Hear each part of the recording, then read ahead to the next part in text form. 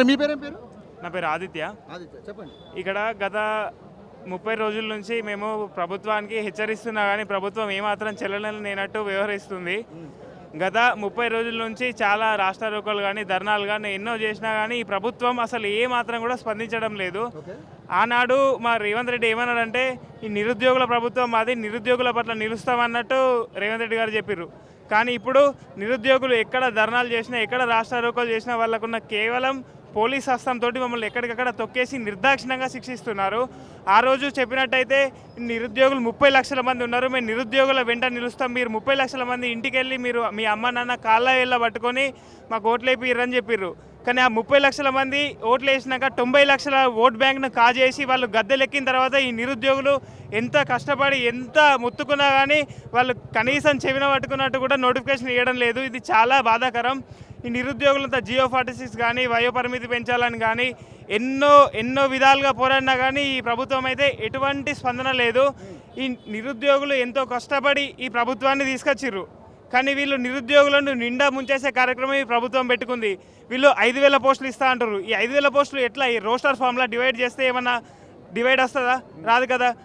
ఆ కోటా ఈ కోటా అని నెంబర్ ఆఫ్ కోటాస్ ఉన్నాయి. ఈ కోటాస్ వల్ల డివైడ్ చేస్తే అసలు కులానికి ఒక్క పోస్ట్ కూడా రాదు ఒక డిస్టిక్కి. ఇది దృష్టిలో పెట్టుకొని వెంటనే తక్షణమే 20,000 పోస్టులు భర్తీ చేయాలి. 20,000 పోస్టులు భర్తీ చేస్తే ఈ నిరుద్యోగులకు మీరు అండగా నిలిచినట్టు అవుతారు. లేనిచో ఈ నిరుద్యోగులు అంతా తలుచుకొని లక్షలాది స్టడీ చేయరు తలుచుకుంటే మాత్రం మీరు కూర్చున్న కుర్చీలు తారుమారైతే జాగ్రత్త అని సందర్భంగా హెచ్చరిస్తున్నా. ఇది వచ్చేసి మళ్ళీ ఈ నిరుద్యోగులను ఇప్పుడు పోలీస్ హస్తం పెట్టేసి ఎక్కడెక్కడ దొక్కేస్తున్నారు.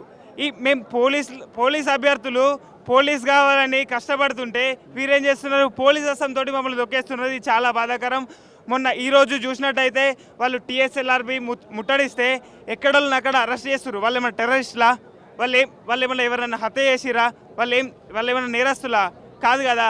మరి వాళ్ళకు ఎందుకు ఇంత నిర్దాక్షిణ్యంగా శిక్షిస్తున్నారని ఈ మీడియా ముఖంగా నేను తెలియజేస్తున్నాను. Thank you.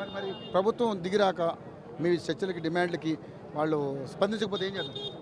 మేమందరం కలిసికట్టుగా మళ్ళీ ఒక ప్రణాళిక రూపొందించుకొని మేమందరం కలిసికట్టుగా TSLRB కానీ DGP ఆఫీస్ కానీ సెక్రటేరియట్ కానీ CMO ఆఫీస్ కానీ ఎక్కడికక్కడ ముట్టడిస్తాం.